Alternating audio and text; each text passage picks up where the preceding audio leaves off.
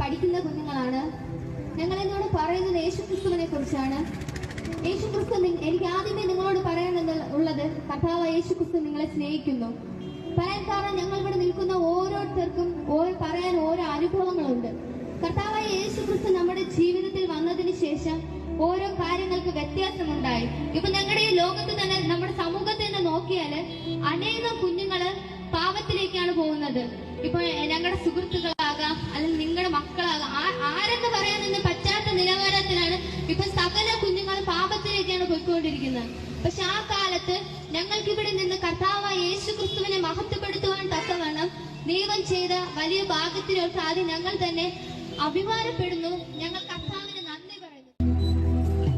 പരിശുദ്ധാത്മാവേ, പരിശുദ്ധാത്മാവേ,